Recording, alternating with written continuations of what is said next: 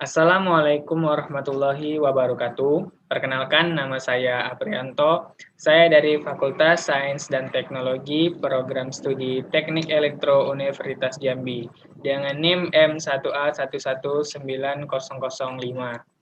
Kali ini saya akan membahas materi mengenai Finite State Machine atau FSM pada mata kuliah Rangkaian Logika dan Teknik Digital. Nah, mata kuliah ini diampu sendiri oleh Bapak Samratul Fuadi, STMT. Oke, selanjutnya kita masuk ke materi.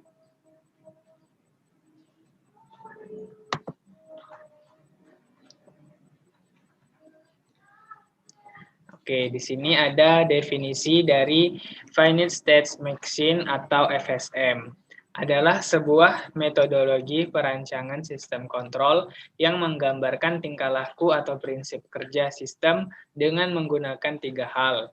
Yang pertama itu state atau keadaan, kemudian event atau kejadian, dan action atau aksi, sebagai sebuah metodologi perancangan sistem kontrol. Selanjutnya ada jenis-jenis FSM. Nah, jenis-jenis FSM ini terdiri dari 2 jenis, yaitu FSM beroutput dan FSM tidak beroutput. Nah, FSM tidak beroutput itu digunakan untuk pengenalan bahasa dalam komputer. Dengan input yang dimasukkan akan diperoleh apakah input tersebut dikenal oleh bahasa komputer atau tidak.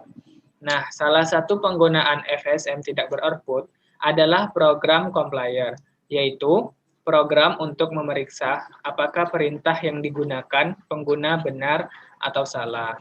Nah, itu tadi adalah FSM tidak beroutput.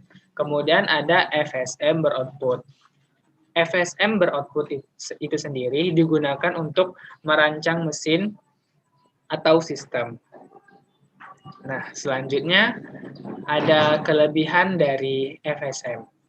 Yang pertama, kita ketahui kelebihan dari FSM itu sederhana, sehingga mudah diimplementasikan. Kemudian yang kedua, bisa diprediksi responnya. Kemudian yang ketiga, komputasi ringan. Selanjutnya, relatif lebih fleksibel. Kemudian yang kelima, merupakan metode lama yang bisa digunakan pada berbagai sistem. Kemudian yang terakhir, mudah ditransfer dari abstrak menjadi kode program. Nah, itu adalah 6 kelebihan dari FSM. Selanjutnya, jika ada kelebihan, pastinya ada kelemahan. Kelemahan FSM. Nah, di sini saya merangkum kelemahan FSM itu ada 4. Yang pertama, kelemahan FSM sifatnya bisa diprediksi, sehingga implementasi pada game kurang disukai. Kemudian, implementasi pada sistem yang lebih besar, lebih sulit karena pengaturan dan pemeliharaannya jadi lebih kompleks. Yang ketiga, sebaiknya hanya digunakan pada sistem di mana sifat sistem bisa didekomposisi menjadi state. Kemudian yang keempat, atau yang terakhir, yaitu kondisi untuk transisi state adalah tetap. Nah, itulah 4 kelemahan dari FSM. Selanjutnya, setelah kita mengetahui definisi, kemudian jenis-jenis FSM, serta kelebihan dan kelemahan, selanjutnya adalah contoh dari FSM. Nah, di sini kita memiliki contoh soal. Saya mengambil contoh soal ini dari soal ujian akhir semester materi ini.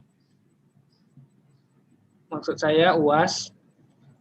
Contoh soalnya adalah jika Anda diminta merancang sistem digital untuk pengepakan mie instan otomatis, setiap kali mie masuk ke dalam kotak, maka input I akan aktif, atau I sama dengan bernilai 1.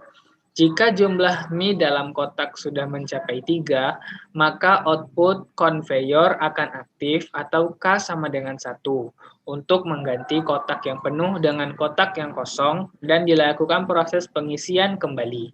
Buatlah FSM dari sistem ini dan rangkaian digitalnya. Nah, itu adalah contoh soal.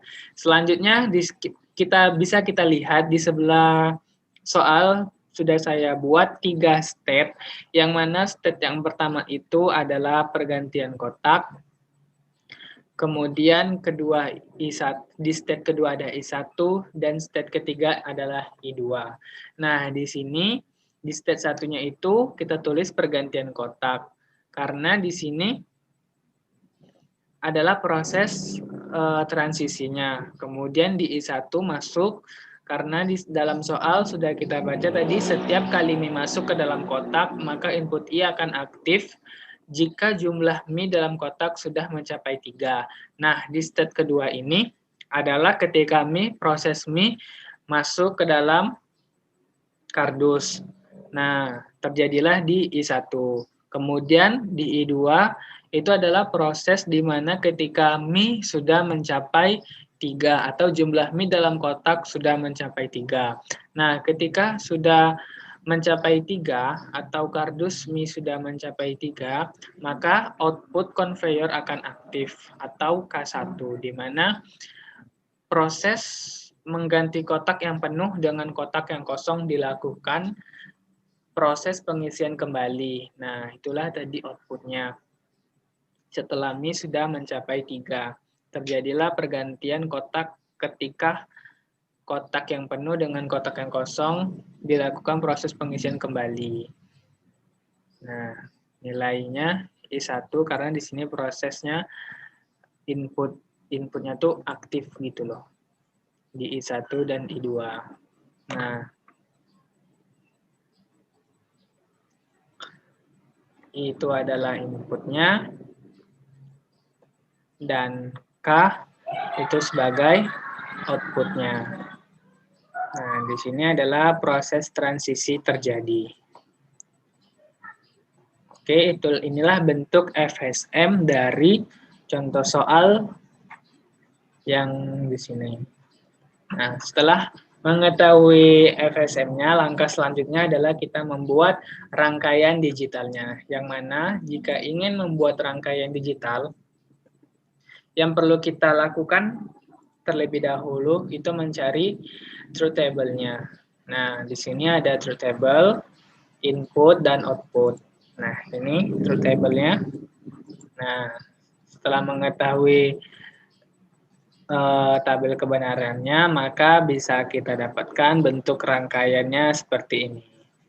Nah, mungkin dapat dipahami ya, sahabat. Itu saja yang dapat saya terangkan dari materi FSM pada mata kuliah rangkaian logika dan teknik digital. Jika ada salah mohon dimaafkan. Cukup sekian. Wassalamualaikum warahmatullahi wabarakatuh.